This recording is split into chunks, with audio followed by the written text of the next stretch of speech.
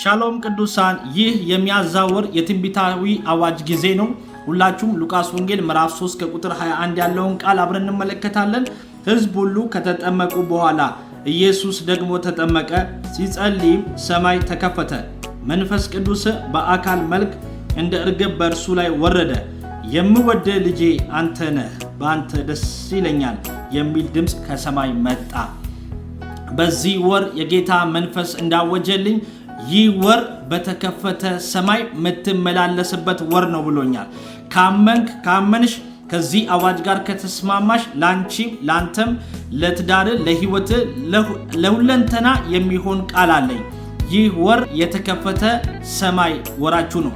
በተከፈተ ሰማይ ስትመላለሱ ጨለማ ይመታል፣ ጭንገፋ ይመታል፣ መካነት ይሰበራል። በህይወታችሁ ላይ የእግዚአብሔርን ክብር በሙላት የምታዩበት ወር ይሆናል። ኢየሱስ ጌታ ነው።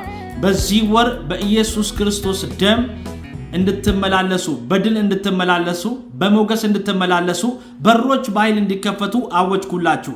ከዚህ ቀን ጀምሮ ይህ ድምፅ ወደሚሰማበት ስፍራ ሁሉ አባት እግዚአብሔር ሆይ የተከፈተ ሰማይ እንድሰጣቸው ጸለይኩኝ። ተፈጸመ፣ ተፈጸመ፣ ተፈጸመ።